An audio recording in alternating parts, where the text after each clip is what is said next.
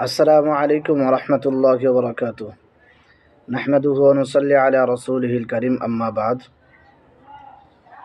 সম্মানিত দর্শক, দেশ ও প্রবাস থেকে যারাই আমার এই ভিডিও দেখছেন, সকলকে আন্তরিক মোবারকবাদ। আজকে আপনাদের সামনে কথা বলবো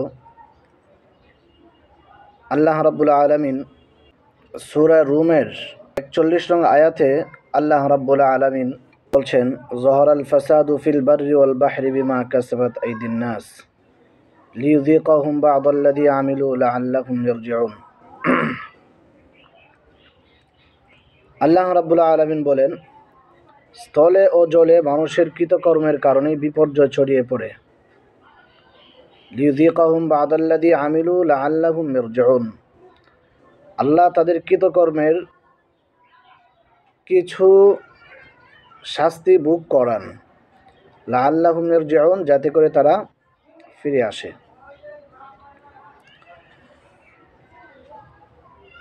মুফাসসিরিনে কেরাম এটার বিশদ ব্যাখ্যা করেছেন। জলে স্থলে মানুষের গুনাহের কারণে বিপর্যয় ছড়িয়ে পড়ার বিভিন্ন ব্যাখ্যা করেছেন। মারিফুল কোরআনে রুহুল মানি থেকে নকল করেছেন। বিপর্যয় বলে দুর্ভিক্ষ, মহামারী, অগ্নিকুণ্ড, পানিতে নিমজ্জিত হওয়ার ঘটনাবলীর প্রাচুর্য, সব কিছু থেকে বরকত উঠে যাওয়া, উপকারী জিনিস উপকরণে আসা, উপকারী বস্তু কম উপকার হওয়া এবং বেশি ক্ষতি হওয়া, এটাকে এখানে বোঝাচ্ছে।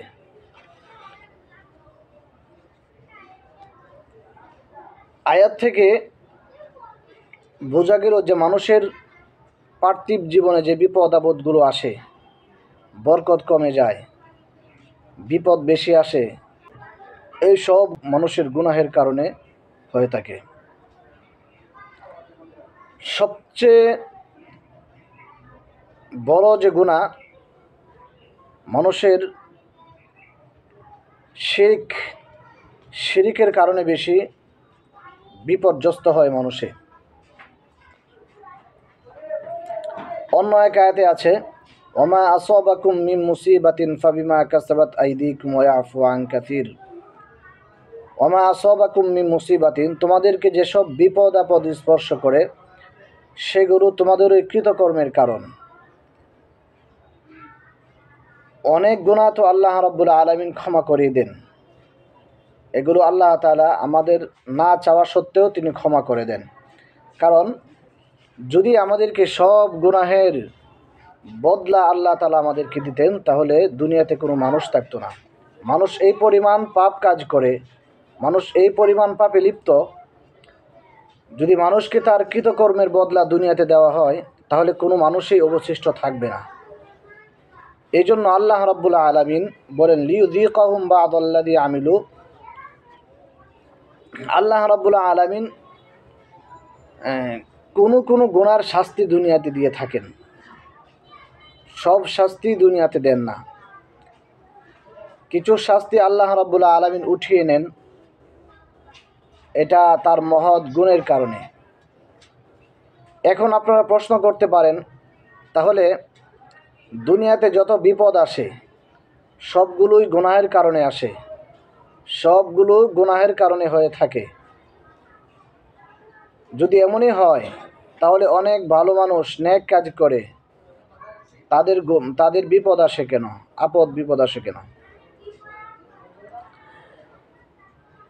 সম্মানিত দর্শক, আপনারা লক্ষ্য করবেন, এখানে আল্লাহ রাব্বুল আলামিন বলেছেন যে মানুষের যে বিপদ আসে, জলে স্থলে বিপর্যয় ছড়িয়ে পড়ে গুনাহের কারণে।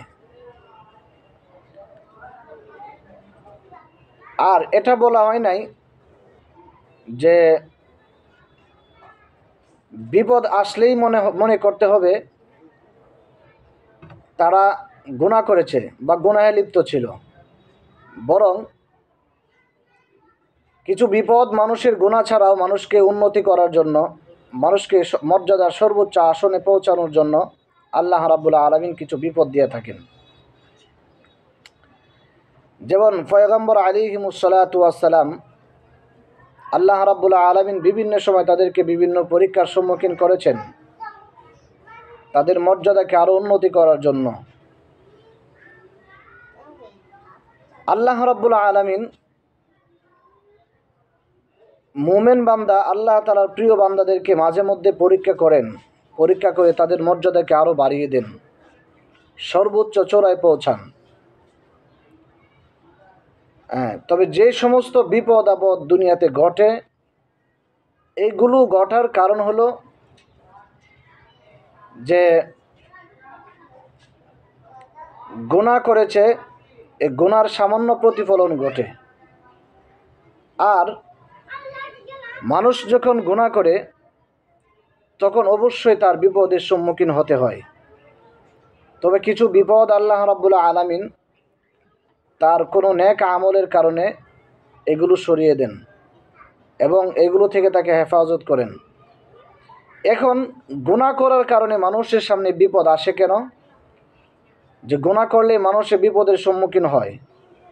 গুনাহ করলে মানুষের বিপদের সম্মুখীন হয় এই কারণে লাআল্লাহুম ইয়ারজিউন, যাতে করে সে যে অপরাধে লিপ্ত আছে, ব্যভিচার লিপ্ত আছে, পাপাচার লিপ্ত আছে, ওই পাপাচার থেকে যেন সে বেরিয়ে আসে, সেখান থেকে যেন সে সোজা পথে চলে আসে।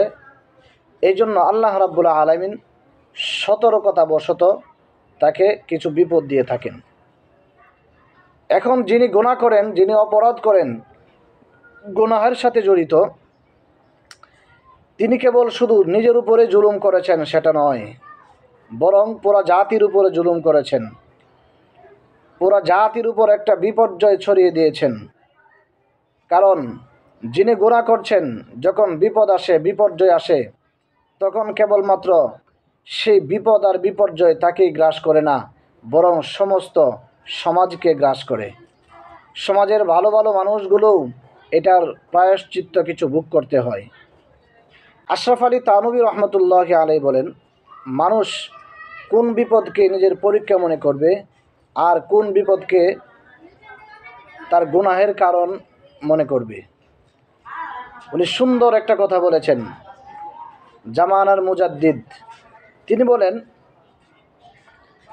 মানুষের যে বিপদ আসে, ওই বিপদ আসার পরে যখন মানুষ তাওবার দিকে আগ্রহী হয়, তাওবা করে এবং বেশি বেশি ইস্তিগফার পড়ে, দুরূদ শরীফ পড়ে এবং নিজের গুনাহের উপর অনুশোচিত হয়, সেই বিপদটা হলো তার জন্য রহমত স্বরূপ, তার মর্যাদা বৃদ্ধির কারণ হবে, তাকে মর্যাদায় সর্বোচ্চ আসনে পৌঁছানোর কারণ হবে সেই বিপদ।